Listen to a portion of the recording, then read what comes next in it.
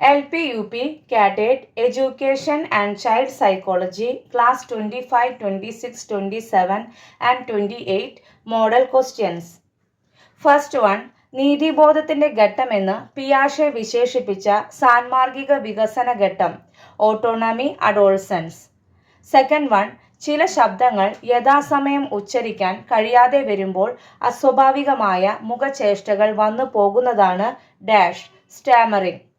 Third one, കൃത്രിമ പരിണിത ഫലത്തിന്റെ വിനയനം ഡിസിപ്ലിൻ ഓഫ് ആർട്ടിഫിഷ്യൽ കോൺസിക്വൻസസ് ഏത് ഘട്ടവുമായി ബന്ധപ്പെട്ടിരിക്കുന്നു?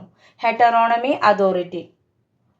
ഫോർത്ത് വൺ, 12 വയസ്സുള്ള രഹന കോൾബർഗിന്റെ സാൻമാർഗിക വികാസഘട്ട സിദ്ധാന്തമനുസരിച്ച് ഏതിൽ ഉൾപ്പെടുന്നു? കൺവെൻഷണൽ ലെവൽ, വ്യവസ്ഥാപിത തലം. ഫിഫ്ത്ത് വൺ, വിക്ക് എന്ന സംസാര തടസ്സത്തെ പരിഹരിക്കുന്നതിന് അവലംബിക്കാവുന്ന തന്ത്രം ദീർഘമായ സംസാരം, പ്രൊലോങ്ഡ് സ്പീച്ച്. സിക്സ്ത് വൺ, പക്ഷപാതം കാണിച്ച അധ്യാപികയെ ചോദ്യം ചെയ്യുന്ന കുട്ടി കോൾബർഗിന്റെ സിദ്ധാന്തമനുസരിച്ച് നൈതിക വികാസത്തിന്റെ ഏത് ഘട്ടത്തിലാണ്? കൺവെൻഷണൽ ലെവൽ, വ്യവസ്ഥാപിത തലം.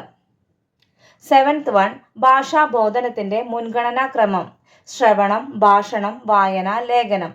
അതായത് listening, speaking, reading, writing. Eighth one, upper primary വിദ്യാർത്ഥിയായ ഷിജു ഗണിതത്തിൽ കണക്കുകൂട്ടലുകൾ നടത്തുമ്പോൾ അക്കങ്ങളുടെ സ്ഥാനം വില തെറ്റിച്ച് കാണിക്കുന്നു. താഴെ പറയുന്നവയിൽ ഏതുതരം പഠന വൈകല്യമാണ് ഷിജുവിനുള്ളത്? ഡിസ്കാൽക്കുലിയ. നയൻത് വൺ, ഭാഷാ വികാസത്തിന്റെ ശരിയായ ക്രമം ഏത്?